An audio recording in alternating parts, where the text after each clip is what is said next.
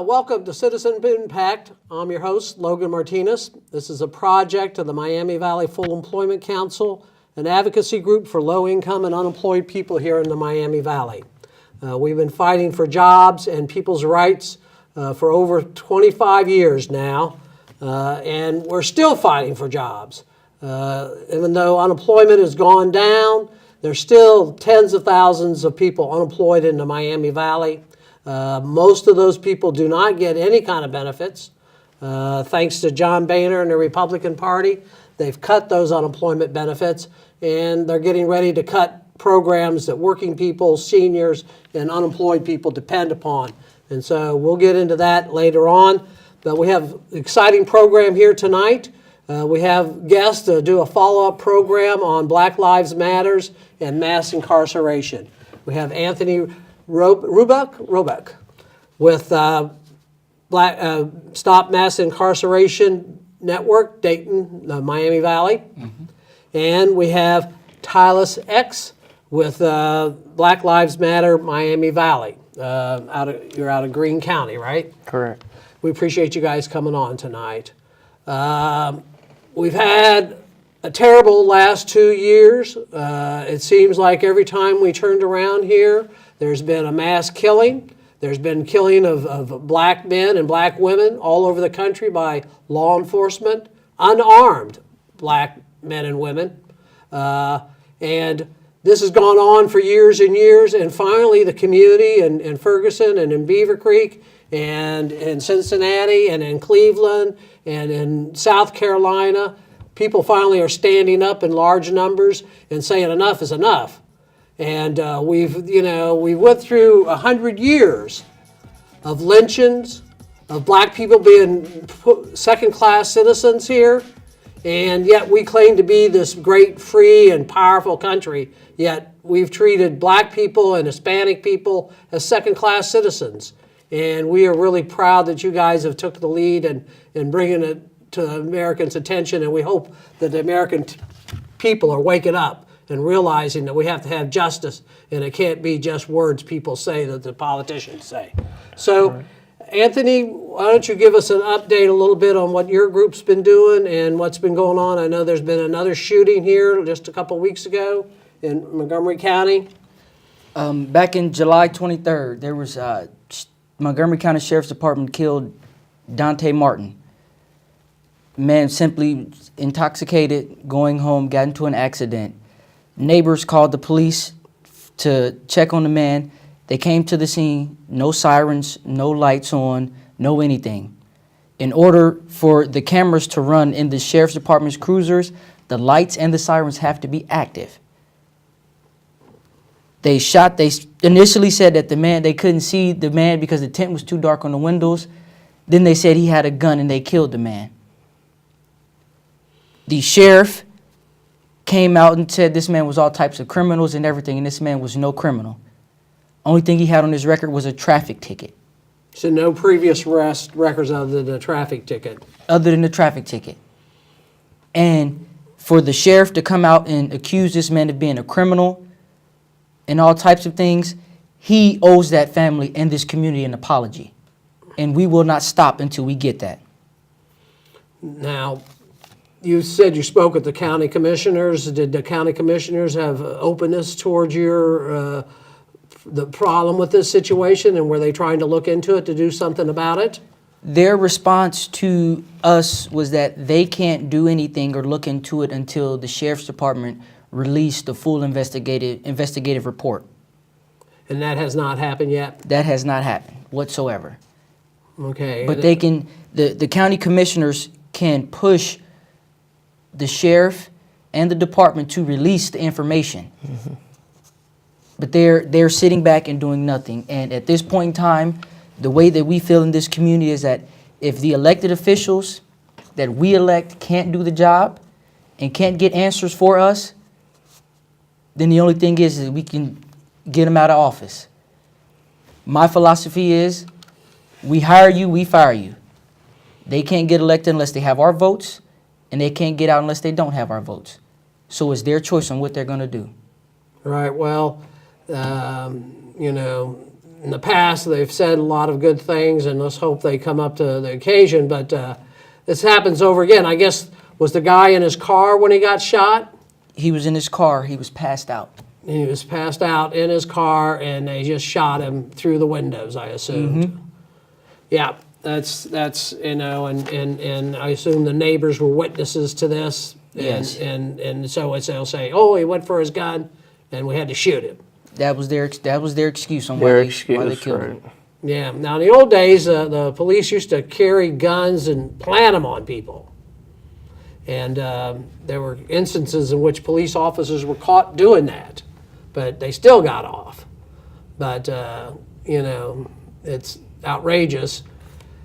And that just happened back in July. And John Crawford happened last summer, August 5th. August the 5th. And Ferguson happened after that. The 9th. And then there's been, all last fall, there was one murder by the police every week, it seemed like, there for about 10 weeks in a row. A unarmed black citizen was killed every 28 hours. Every 28 hours. By the police. By the police. That is ridiculous statistics. That is. Now, one of the statistics, there's a lot of violence in our society. We have a very violent society, and over half the people that are murdered in the United States are African American. That's almost 100 homicides a week. So, about 14 a day. African Americans are murdered in the United States somewhere. And that's 50% of the number of homicides, yet they're only 14% of the population. And the same within prison. Half the population in prison today is African American. Over half. Over half. 68% right 68%. Okay, well, I haven't heard that figure, but it's over half. And we know that, and yet you only represent 14% of the yet when it comes to unemployment, in these neighborhoods where people are killed and there's high crime rate, you got unemployment among young African Americans of 40, 50% in some of these neighborhoods. In Baltimore, where they killed the guy in Baltimore, unemployment in that neighborhood was almost 50%. And so you can't find a decent job, can't find a career, and your choices on how to survive and avoid trouble are very slim. And our group is for jobs for everybody and for straightening out this whole criminal element situation towards the betterment. Now, what's happening with John Crawford's situation in Greene County? Anything new with that? Right now, we were targeting Carter Stewart for a while, who is the U.S. Attorney General, or the Attorney General for for Dayton, and that was the wrong target. So right now we're heading towards Columbus, and we're gonna put some pressure there. Like he said, if we hire you, we can fire you. And at the same time, with that method, I'm more so on the terms of being a little bit more aggressive than that. Because it's not only John Crawford's case that I'm dealing with somebody being unarmed or having a toy gun and being murdered. The same thing happened with Tamir Rice in Cleveland. So it's a lot of things going on in Cleveland right now, and it's a lot of things going on in Columbus right now. And it's a lot of things going on over Ohio, period. Columbus has definitely woken up. Cincinnati has woken up. And it's just a lot of pressure is going to be applied to these people that are in position of power that we've elected, that we're paying our taxes for, to carry out a certain job that we've asked them to do. And if they're not going to stand by these laws, I believe that me and my people are doing our when we don't get our just due, we are justified in taking any means that we need to get our justice and protect ourselves at all times. So we will be adding pressure on the main office in Columbus for John Crawford, because they haven't spoken to the family in a while, and I don't think that's okay. And for Tamir Rice's case, it shouldn't take this long. One of the things that I've heard here recently is there's another video of that murder. It's another angle, and it's not being released, and I think they're trying to wait to pass it to the grand jury before anyone sees it or something like that. But either way, both of these lives was lost, and they were kids. Very young. Very young. Tamir was 12, you know. He was only 12. You can't tell me, officer, that you hadn't been trained or had common sense to tell me that you couldn't have took a different tactic than to murder this child. And I don't say killings. I say murders because that's exactly what it is. I feel like you dumb it down or you take away or you belittle what it is when you say that it was just a killing, when it was straight up murder.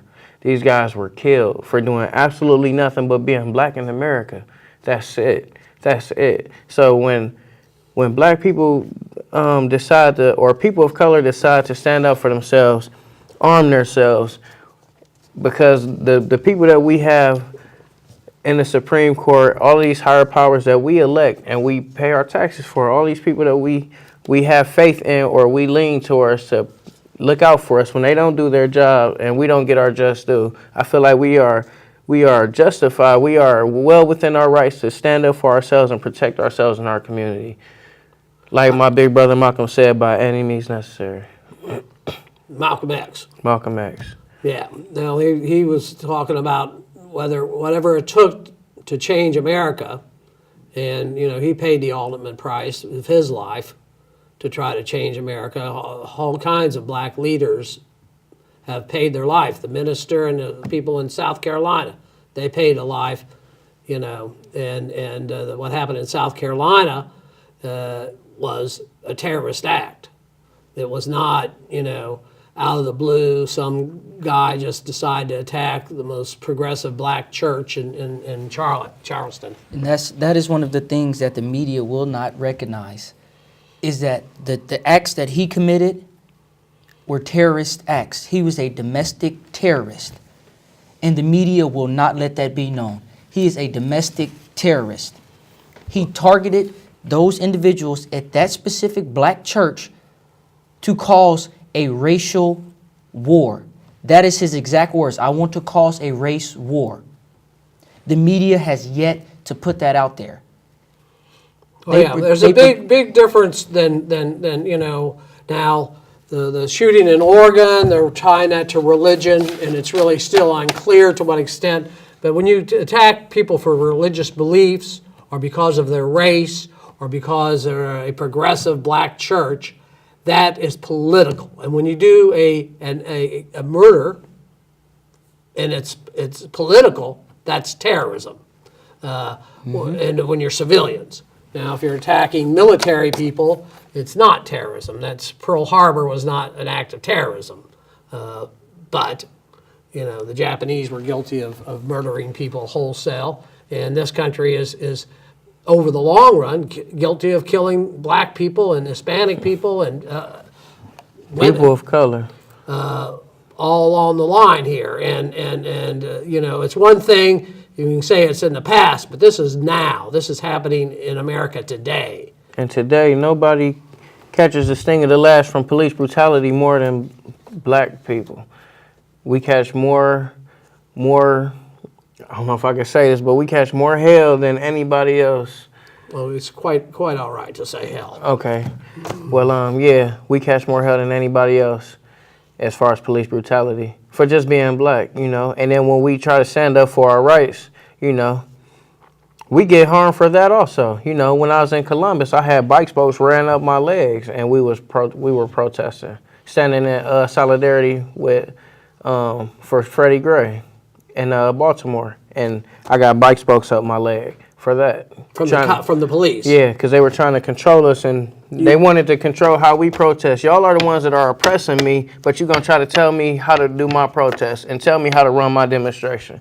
You can't tell me because I'm already upset with what you're doing to me, but you want to tell me how I'm supposed to protest, how I'm supposed to fight for my rights and my freedoms that you are not giving me. What you should be giving me, you're not giving me, and you're going to try to turn around and tell me how to fight for my rights, fight for my freedom. It doesn't work that way. Well, it would be all right if it was successful.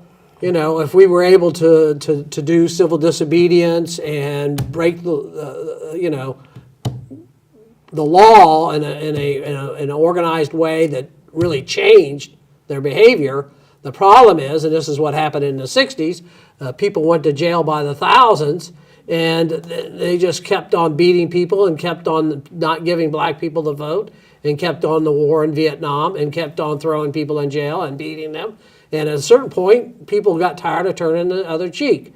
And then when people rebelled and fought, defended themselves, that wasn't okay either. But the country was unwilling to change. It took them between the time the voter rights bill got passed and people actually got the vote was like 10 years. It was 10 years in some communities in the South before people got the vote, and even then they would do everything they can to keep black people from getting elected.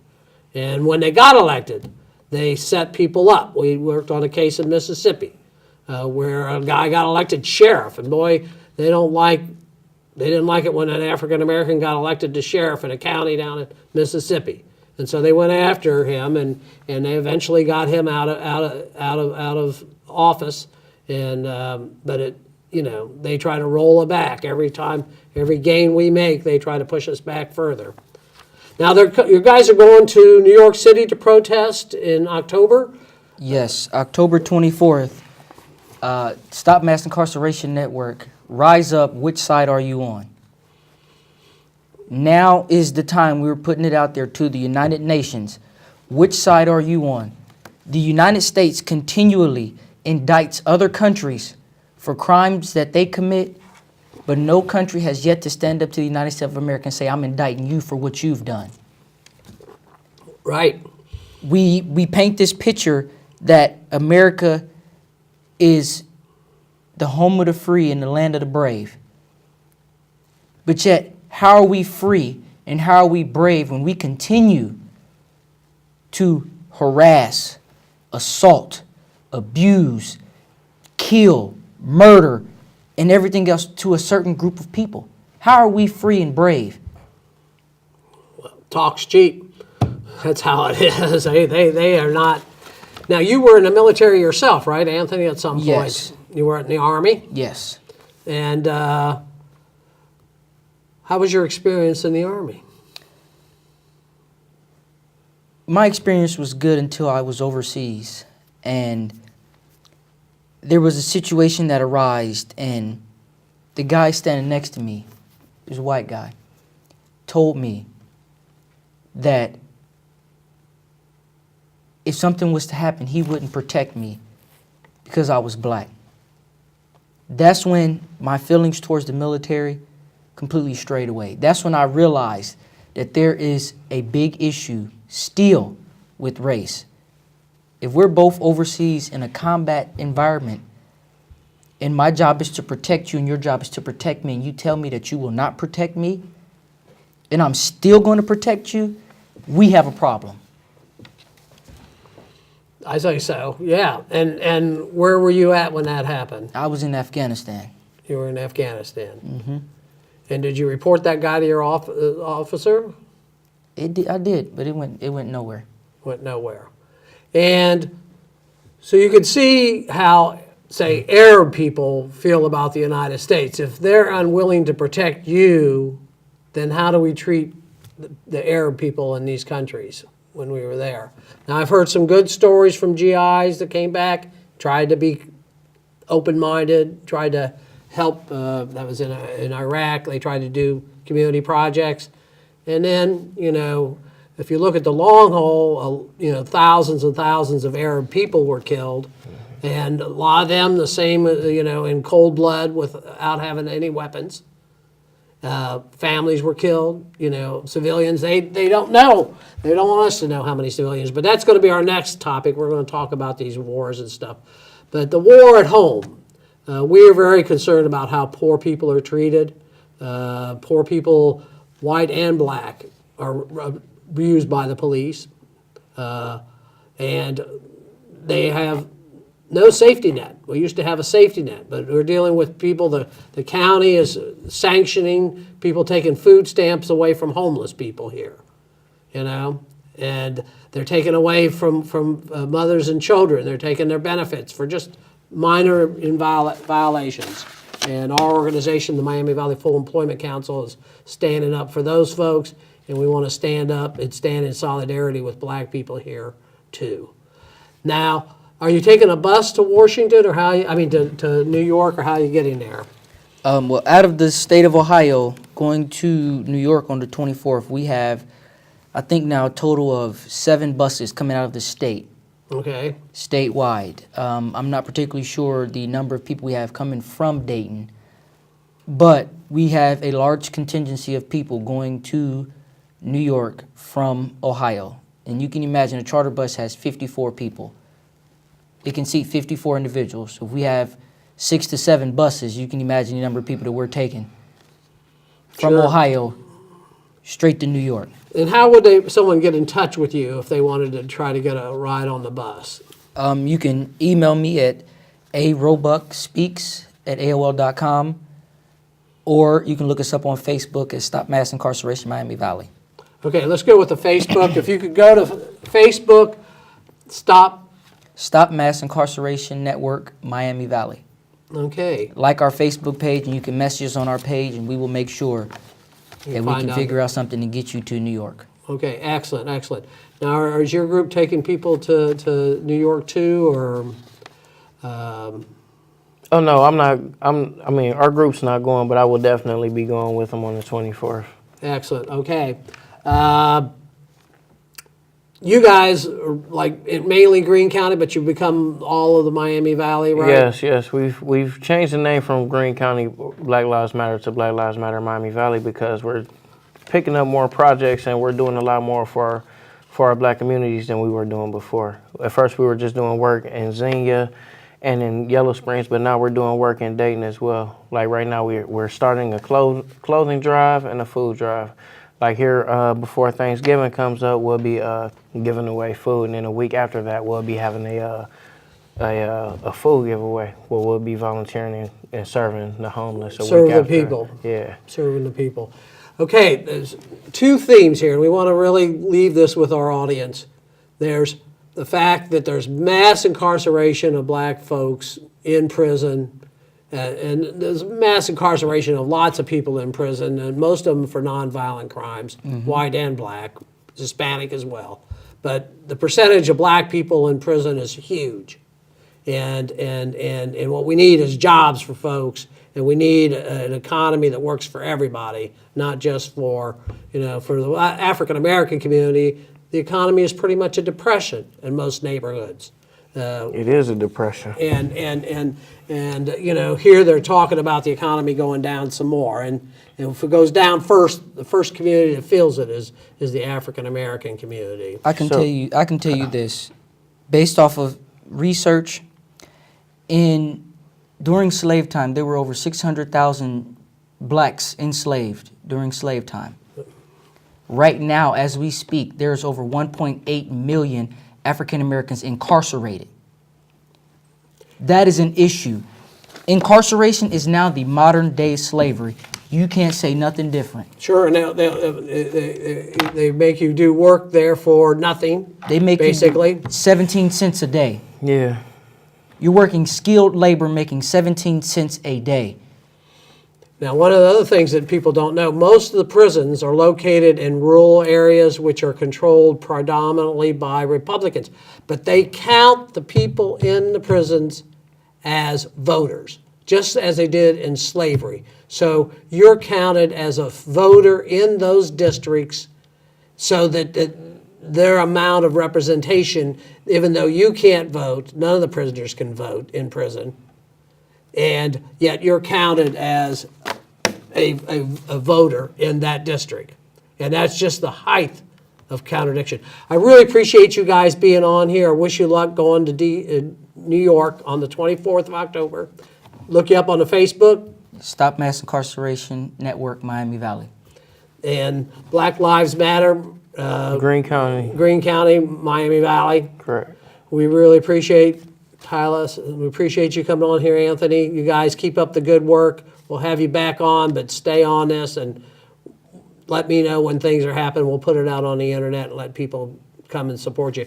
I might mention we got John Conyers coming to town, but I'll mention that later on. But thanks for coming on here. We're going to do a little video. We have a video that we shot last year with Congressman Boehner is retiring, but they're making him out to be a moderate, somebody who's a good Republican.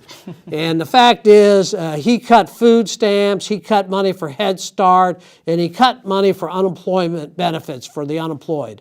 We had almost 75,000 people in Ohio who lost their unemployment benefits last year, almost 3 million nationwide. And they're into taking away the little crumbs that people get to help see them through. As a result of those benefits being cut, people lost their homes, they lost their cars, and many of them people ended up having family problems and being divorced. And so the Republicans and Boehner are no good. They're not for anybody. They're against us. So this is a protest we had last year, but we want to make that point that we're glad to see him go, and we were into standing up to these thieves and robbers.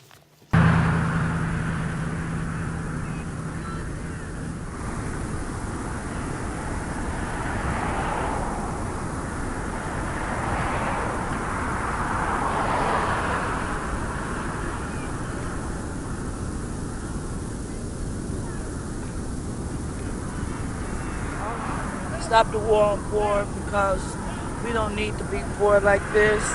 We need more jobs, more creation. We need more to work. We need to be able to afford our housing, be able to afford food, clothing. We need more of that. We also need more people who get out there to have more employment. Without that, we can't afford the housing, rent, clothing, to take care of children. So stop the war on the poor. That's what all I need to say.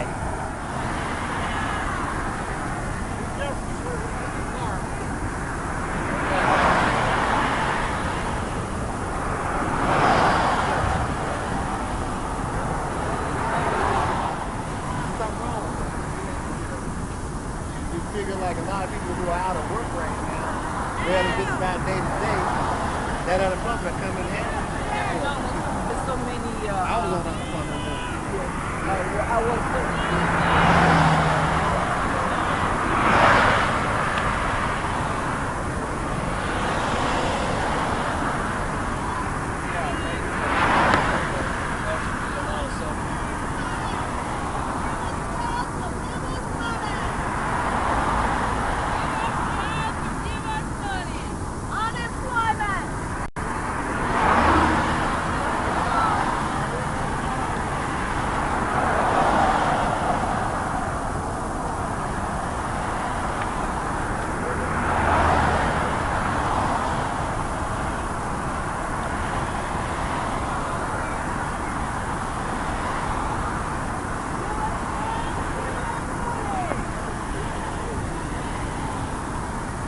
Sonny Williams, I'm with the Contact Center and other people from around Montgomery County and Butler County to say we need our unemployment benefits. You know, like people who are out of work need their benefits. I'm retired, but you know, I'm for everybody that needs unemployment benefits, and we need to get this taken care of in D.C. Yes, sir. My pleasure. We need to decide anything on that? This is a petition for the John Conyers jobs bill. Okay. I don't know if you heard about it, create about 4 million good-paying jobs for folks. Make a big dent in the unemployment situation. We're supporting it. It was endorsed by the Central Labor Council. Yes, sir. The shut the last 2 years. Okay. So, you want to check it out?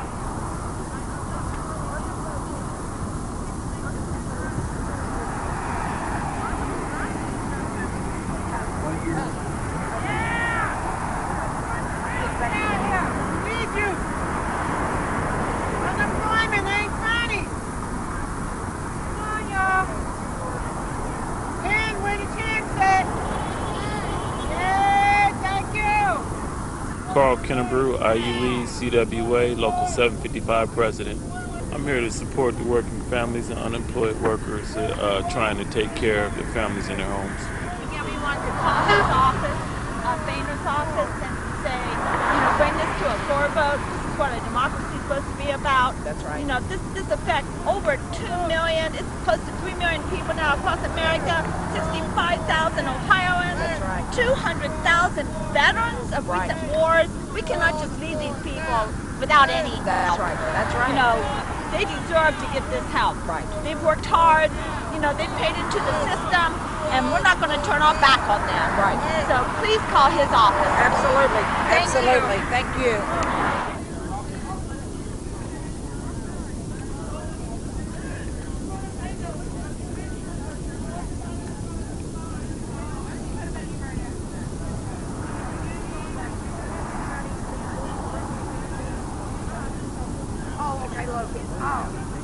I care about those that aren't as fortunate as the 1%ers. They need to be thought about day and night, and we have people in office and in power now that just don't do that.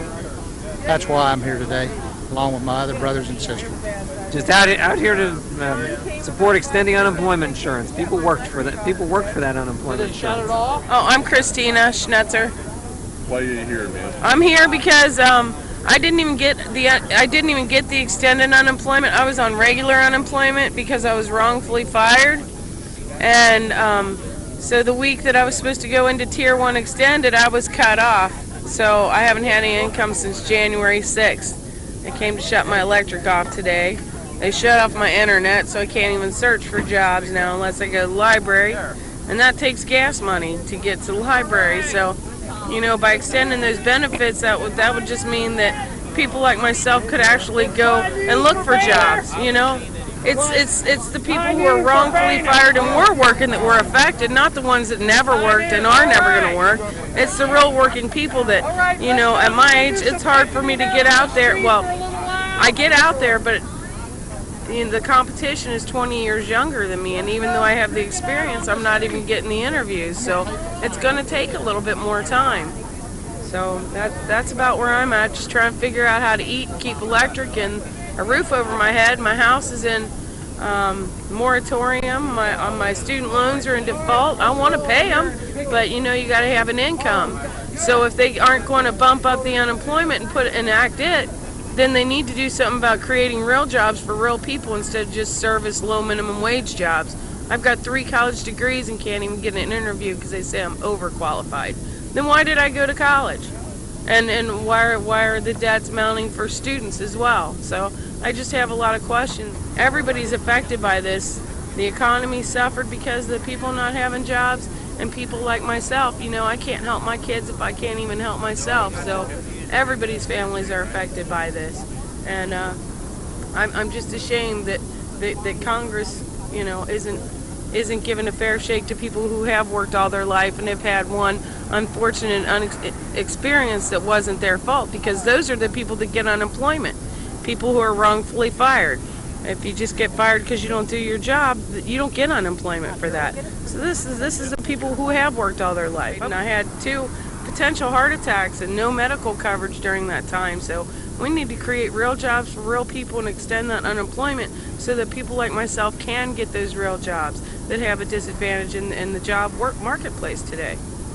So that's pretty much it. Thank you. I appreciate it. I am related. He is related to me. So this is a relation to me through one of my aunt Ruth. So it's my dad's second cousin, from my understanding. That's what I've been told. He used to come to our family reunions and things like that.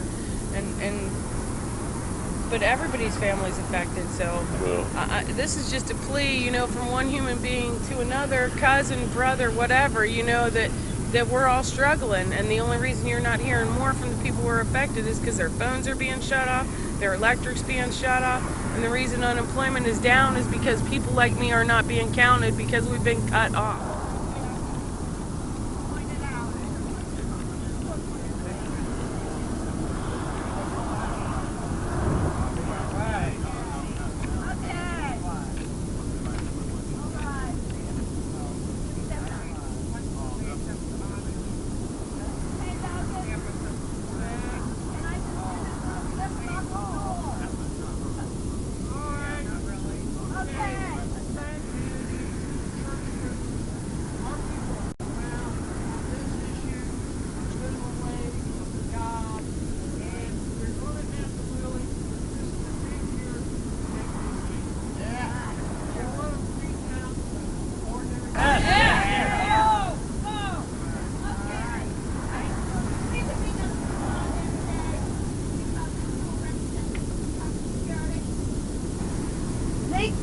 is Social Security. They keep wanting to say that there's no money for Social Security. We'll call on Boehner. Make sure you support the Harkin-Conche bill that is introduced in Congress that would strengthen Social Security. It would make everybody pay into the system, including billionaires would have to pay into Social Security because it's not a handout, it's an earned benefit. That's right. And the fourth leg of the stool, which should also be the strongest leg of all, it should be the one holding up the rest of these legs, is a good paying job. And that means a good paying union job. Support the unions. But unfortunately, many people do not have a job. They are let go. They're unemployed right now. So this whole stool has collapsed. It's collapsed. And we'll call on Boehner, help pick up this stool. Help pick it up so the unemployed will have their benefits and that there are enough jobs for all in America. Thank you. Okay. Chuck, we want to say, I just want to thank everybody for coming out. We want to encourage Speaker Boehner to, since they don't want to pass the jobs bill, at least pass the unemployment extension. I mean, he's leaving people out in the cold. No jobs, no unemployment extension. They got to do something here. I mean, they're getting paid up there. They need to earn their money. That's right. That's right. They need to move and quit playing politics with people's lives. That's right. Right on. What do we want? Jobs! When do we want them? Now! What do we want? Jobs! When do we want them? Now! Because I'm unemployed doesn't mean I'm a loser. It means that I'm unfortunately affected by the legislation that's enacted right now. And people need those wages to be able to get the job interviews, keep their internet on, keep their babies fed, and keep the electric in the roof going. Welcome back. That was our demonstration we had at Boehner's office down in Westchester last spring. He's no longer going to be a congressman from Ohio. Good riddance. Like I said, he cut everything from food stamps to education to Head Start to all kinds of programs for all kinds of people, and they're getting ready to do it again. We have our guests here from Dawn, Daytonians Against War Now. Used to be the September 11th Coalition. We really appreciate you guys coming on. Sure. Have Hillary Lerman with Dawn, and Tim Lang with Dawn. Ling. All right, thank you very much for being here, guys. I work with you a little bit occasionally too, but we're 14 years into the wars, and they seem to be continuing indefinitely. Well, go ahead. The war on terror. That's the latest platform that the politicians are coming from. Latest? Yeah, but I mean, this is just like you said, but this is since World War II, the United States has been the international policeman to keep this system going. And especially in the third world, they're the policemen if people get out of line, as they did in Guatemala in '53, in Iran in '54, in Vietnam in the '60s and the '70s, in Laos, in Cambodia, in Cuba, now in Venezuela. It's a regular pattern. It's not just since September 11th, but that's how we formed. Right after September 11th happened, a whole group of activists got together. And one thing I'd really like to talk about is historical memory in the United States. We don't realize how close we came to stopping this damn war in Iraq. There were millions of people demonstrating in London, in Barcelona, in Rome, in Madrid, and huge numbers in the United States. We had over 500 people here regularly demonstrating. We had every week we had demonstrations, and we came that close. If Bush and the neoconservatives weren't totally dedicated for this. And this is what we have to realize, that they're talking about you hear this talk, oh, they're talking about revisionist history. Well, it's goddamn revisionist history that they're talking about, because Elliot Abrams got on National Public Radio and said all the stuff with ISIS is the fault of Obama. Now, I'm not a lover of Obama, but it's all because Bush went in there and everything disintegrated. We don't have a country really of Iraq. The Kurds are semi-autonomous.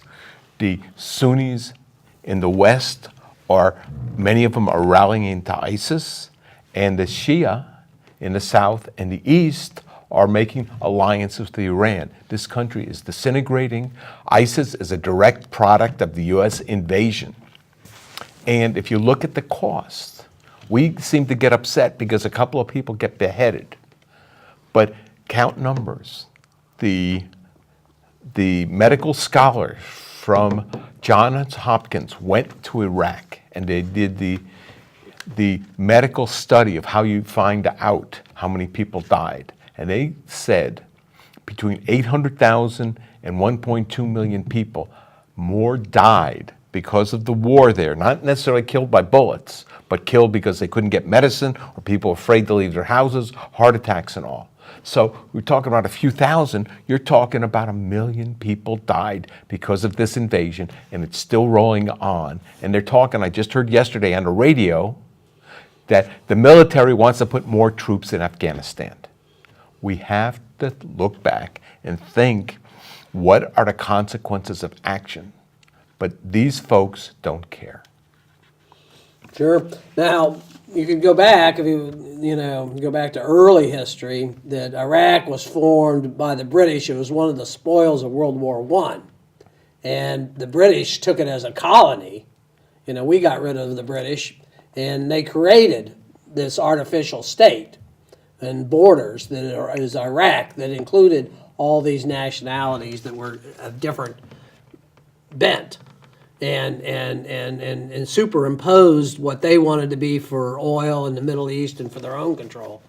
But we're in a huge mess there. All these countries, from Egypt to Israel and Palestine to they bombed a hospital in Afghanistan, but they've continued to bomb. We've been bombing in Syria since last summer for over a year now. But we back away because Sure. a lot of people talk about, even your last visitors, have the image of the United States doing good in the world. Yep.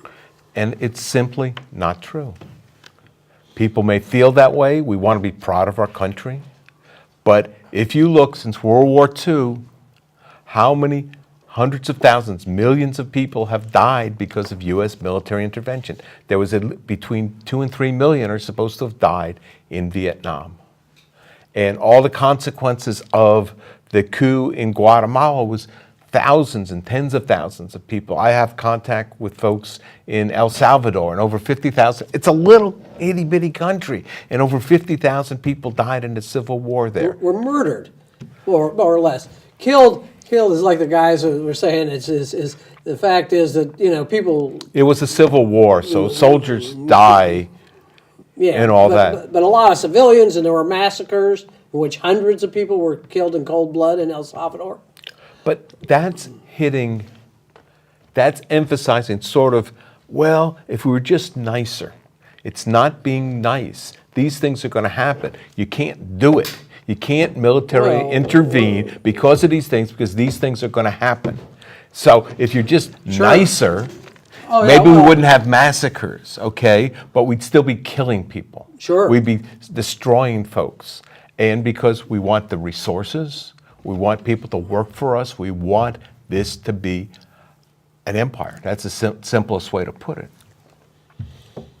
Now, you guys have been working on this since 9/11. 9/11. You were actually working on this even before 9/11. Well, we individually, I've been working on it since I've been an adult, of trying to stop this. One thing interesting that we do Dawn does is, we do have a monthly meeting, and we also have street corner demonstrations. And at the street corner demonstrations, I'm always pleased that either 1 out of 10 or 1 out of 5 cars, people either honk their horns or give us a thumbs up. and when we are out in the street corner demonstrating for peace. So that shows that there is a large group of people in the Dayton area that are concerned and interested in peace. But if you read the newspaper, all you hear is articles about war and about veterans. I mean, more power. I mean, I salute our veterans for defending this country. But I feel very sorry for the politically inspired wars, people coming back with, deformed and with no legs, and it's just terrible that they are sent to war and come back that way. Yeah, well, it's misinformation about all this purpose.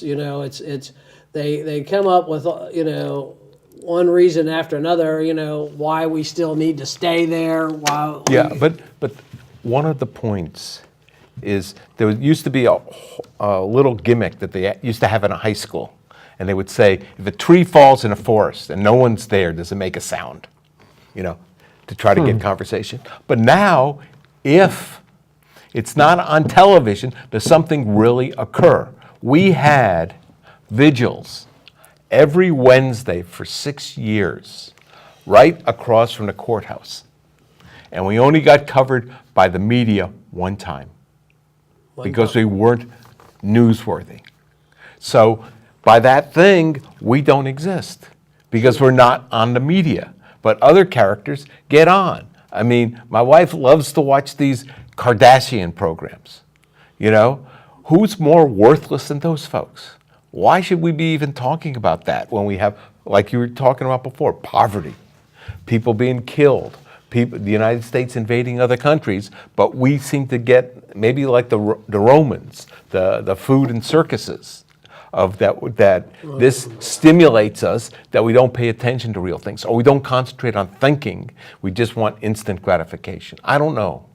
I fear for our country. There's one thing that disappoints me being a member of the peace movement is that the few people that come out.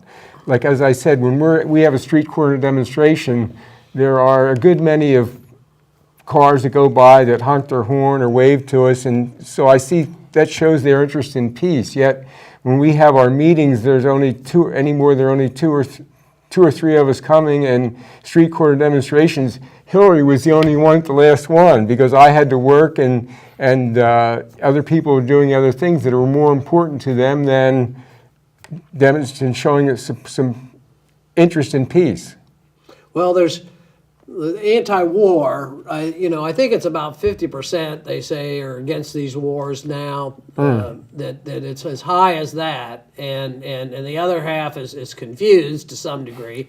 But as many as half the population, after 14 years of war here, are pretty tired of and then to hear them talk about wanting to send more troops, to do more bombings, and their solution is they have no plan to end these wars at all. Neither political party have come up with a way to say no. Because we don't look at the big picture. We always look at the little things, like how can we stop a few people from being killed, or how can we get more information out.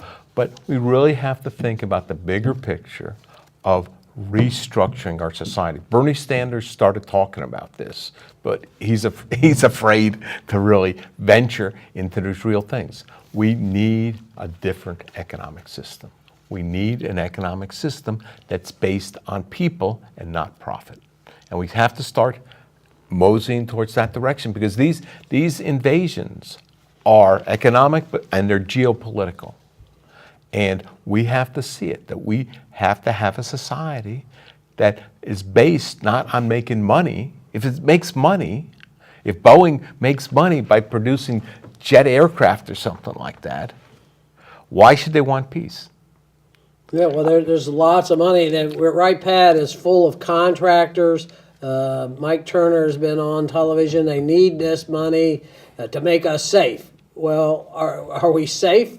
Are these companies making us safe? Eisenhower, as he went out of the White House and back in 1960, his last statement practically was to warn of the military-industrial complex.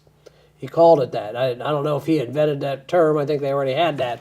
But and these companies are making billions, and millions of dollars, and it's all, while the average GI is lucky to make $20,000 a year, and they're making millions, and yet we're no safer, we're no better off, and the economy is shot. They want to do that and cut food stamps. They want to do that and cut education. They want to do that and cut programs that seniors depend upon. Okay, but what's the basis of these jihadists? There is an onslaught, and people don't understand this, of the values of the West. We think it's normal, but it's coming into a society that's undergoing great change. And everybody has a television set, even in the third world. And they see the contradiction between what they have and what is available. And this turns people, unless they have an astute political understanding, into what's an answer to these problems. And many of them turn to fundamentalism. We see the rise. The history of India is one of Hinduism, which never emphasized religious intolerance. But now we have a political party that's in power in India that's a Hindu nationalist party. And this is the same thing with the Muslims, same thing we see the evangelical Christians or the fundamentalist Christians espousing the same sort of thing of they're the only right ones and all. So we're dealing in a very dangerous time, and the actions of the United States, that's why the first thing I said is historical memory. We don't see that the actions that we're doing politically, socially, economically in the third world are driving a lot of these people to oppose the United States. And all these ISIS is getting all these folks coming from Europe and the United States to be their fighters because they feel, maybe incorrectly, that the United States is attacking Islam. And it's important that the more we bomb, the more jihadists we create. And we need someone to start saying, we gotta move back from this. This is just going to create a world of all this. We have all this airport security. We got all these firms that are into keeping your house safe. We live in a society based on fear. And that enables the central government to impose more and more restrictions. And these things wouldn't have been tolerated at the end of World War II. This is not what the United States is, of inspecting you at the airport, all that stuff. People say, oh, it's necessary. But we're creating a new society in the United States. Well, they've turned most of the people. I mean, there might have been a moment when they could have won, support of the people in the Middle East, but they've lost that. We have made a huge mess of just about every single country there, and the people see right away. It's we've spent billions and billions of dollars, but the average person in those countries see none of that money. It's just the rich in their countries and the military in their own countries. Well, what's happened here? We had a Great Depression here, right, in 2008, and all of a sudden the stock market's gone way up. All these guys are more billionaires, but ordinary people have not recovered from the recession. It's the same thing. It's as long as you have a system that's based on making profit, you're going to end up with these results. It's pretty obvious. Yeah, and it's unfortunate the media bias toward the military and war. I mean, there are a good many people in the country that would look for peace, yet in the newspaper or on the radio or TV, all you hear is news about wars and consequences of wars. There's very little about from a peace perspective. Oh yeah, there's no voices for peace out there. It's always, I was listening to NPR on WYSO radio, our alternative radio station here, and they have this show on in the morning. They had like 5 people, and all 5 of the people on that show were pro-war. Oh. There was not one person that said, well, maybe we ought to get the heck out of here and forget it. Not one person said that. No, they said, oh, it's going to be a mess whatever we do, but we should bomb, we should be more assertive, we should bomb more. You know, Yeah, every but one of them. I heard a show, and I think it was about a year ago. It was on Diane Rehm. And they were talking about what to do in the Middle East, similar. They had 3 people on it who advocated us going into Iraq. Now, you would think they would have at least 1 or 2 people who oppose the invasion of Iraq, so you'd have a more balanced thing. But no, there's an unwritten censorship on the ideas that are available to the American people. Even under these NPR, these liberal places, there's not a real alternative voice to provide something to the American people. And there isn't, I mean, there are lots of experts who are against these wars. There's a lot of people who know this stuff and know the facts and know that, you know, we've only made matters worse one time after another here. Now, you guys do these peace visuals or anti-war visuals on corners, and like Tim was saying, we get a great response from those. And you're doing a forum. Forum. We've done forums. We're doing it about every 6 months. We've sort of slowed down every year of trying to deal with the topics. The one we're planning is one on Israel-Palestine. We have lined up, though he hasn't committed yet, one person who's from Palestine to talk about the problems there. We have John Wagner, who is a minister in the area, is now in Middletown, who's have his church disavow corporations, divest from corporations that have any contact with Israel, of trying to force by economic means, similar to what happened with South Africa, and doing that. So, and I will give a talk like I'm giving right now of trying to give a wider perspective on what's going on in the world. So hopefully sometime within the next couple of months, we're going to pull this off. And you have a peace visual planned for the near future, or? Yeah, on the 24th. Is that right?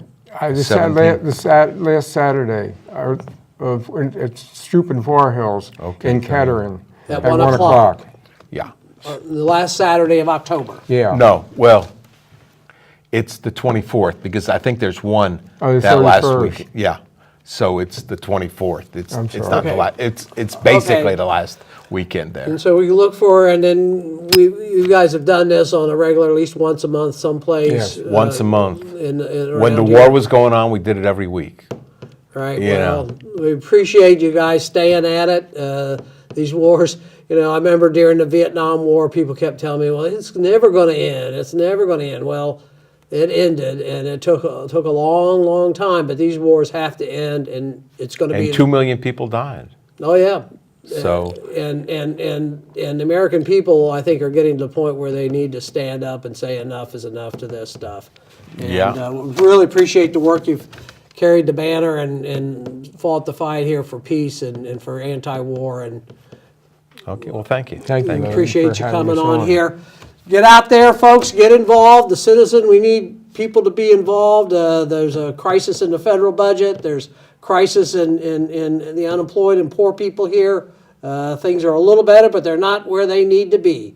And we need everybody to stand up and be an active citizen. So the Full Employment Council would like to thank our guests tonight and call on you guys to get out there and make your voices heard.